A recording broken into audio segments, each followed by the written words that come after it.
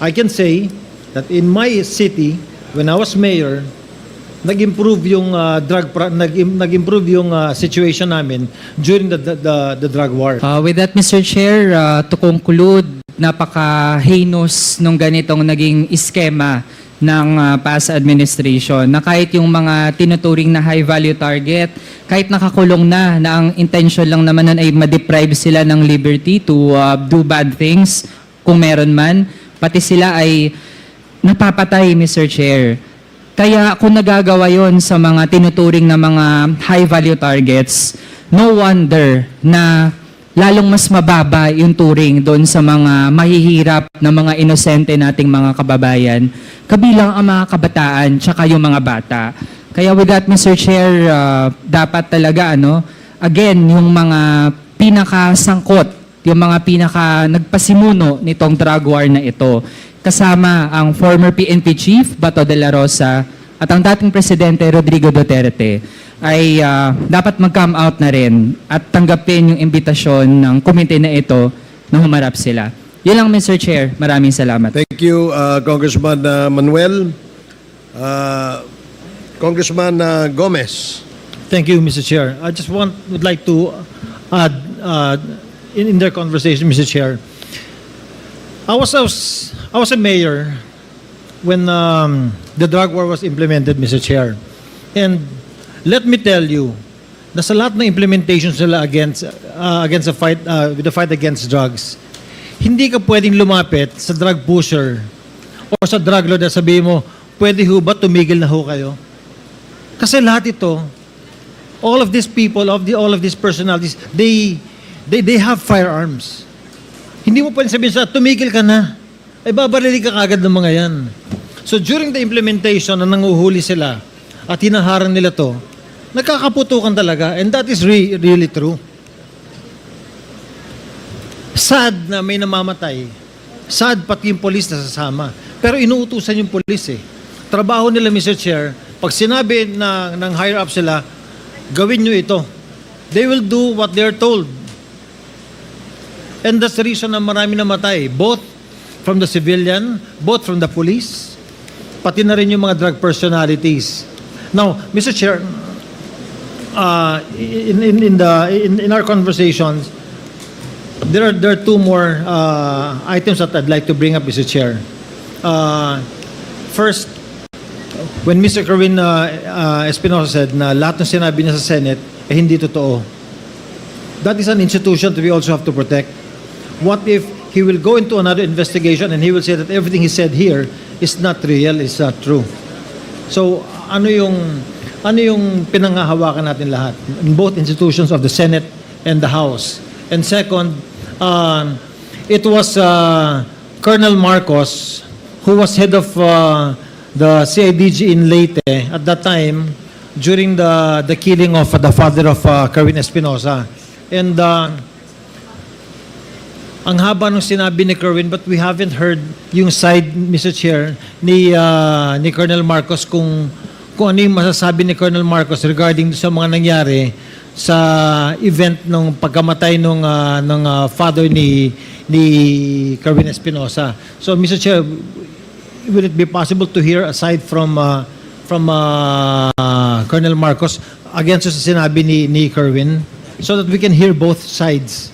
Yes, kanina, earlier, when Congressman Rog Gutierrez and other members were asking questions to Colonel Marcos, sinasagot naman ni Colonel Marcos yung patungkol doon sa kwento sa totoong nangyari doon sa loob ng kulungan sa Leyte.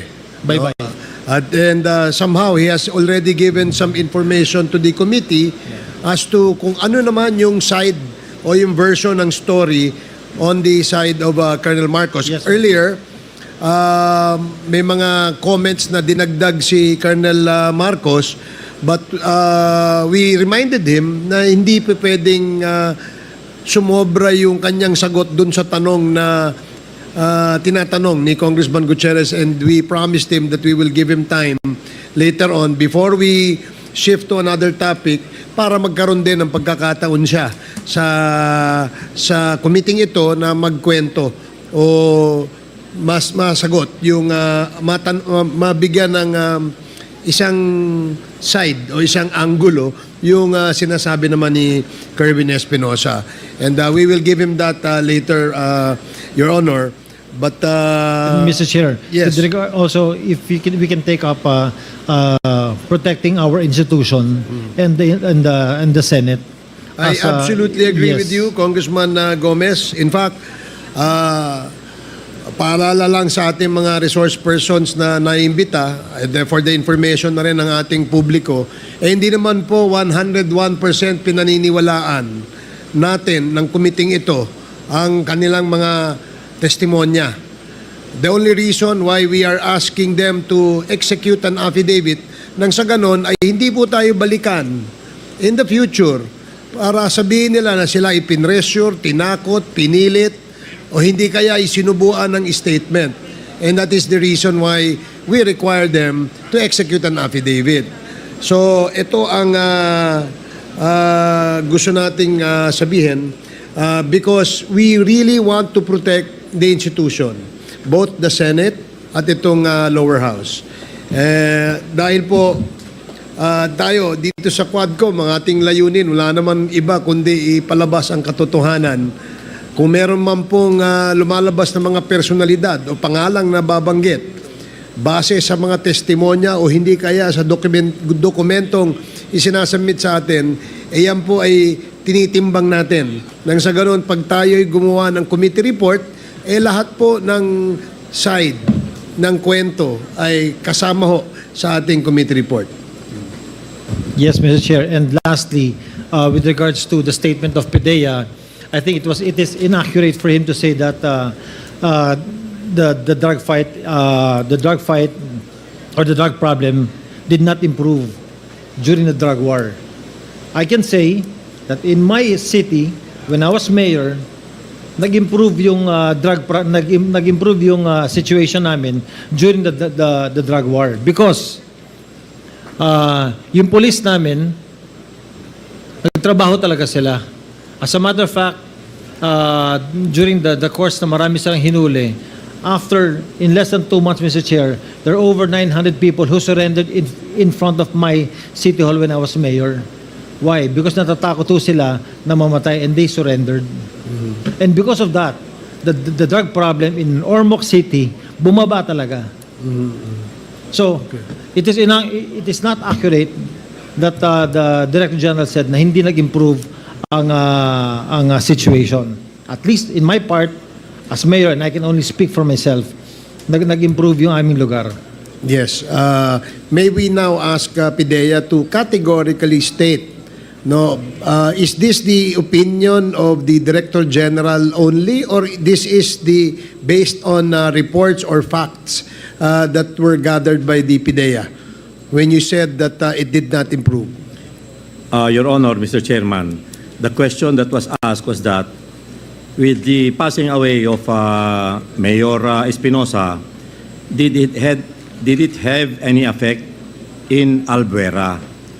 That's why my answer was that as far as Albuera is concerned, we neither have any indication whether it diminished or the drug campaign or the drug trafficking situation flourished. That was my answer, Your Honor. Okay. Does that satisfy Congressman Gomez? I'm good, Mr. Chair. Thank Okay. you. Thank you, DG. Thank you, DG. Thank you, Congressman Gomez. The next